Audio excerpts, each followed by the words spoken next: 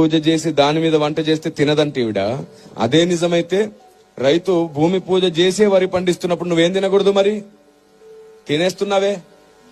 షాపుల్లోంచి నువ్వు బ్యాగులు తీసుకొచ్చినప్పుడు దాని మీద ఎవరి ఫోటోలు ఉంటున్నాయి?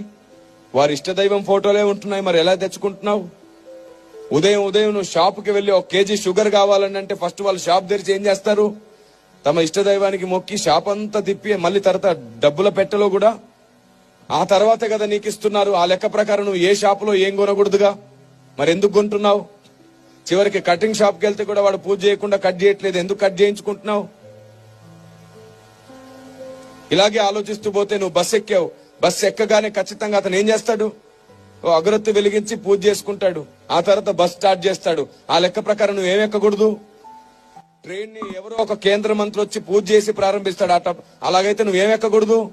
ఇలా ఆలోచిస్తే నువ్వు వేసుకున్న బట్టలు ఏదో ఒక షాప్ లో పూజ చేసినాక అమ్మారు. అప్పుడు నువ్వేం వేసుకోకూడదు.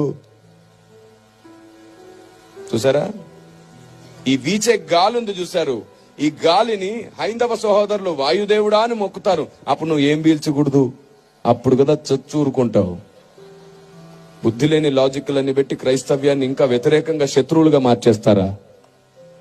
సువార్తకి ఇంకా ఆటంకంగా నిలబడతారా? ఇలాగ ఆలోచిస్తే మీకు తెలుసా, మీరు వేసుకునే చెప్పులు, మనం వాడే ఫోన్,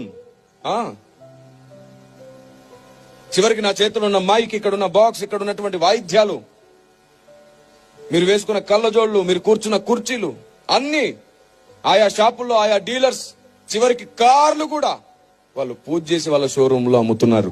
ఆ లెక్క ప్రకారంగా మనం ఏ వస్తువు కొనలేంగా. ఇంకా మీకు బాగా ఇష్టమైన వస్తువు గురించి చెప్పనా? బంగారం.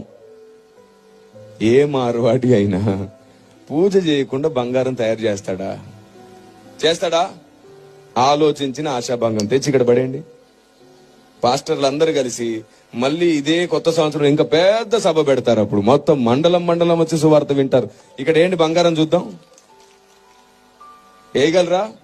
అమ్మో, ఇది నా బంగారం, పూజ చేసిన బంగారంగా. మరి ఇలా ఉంటుంది.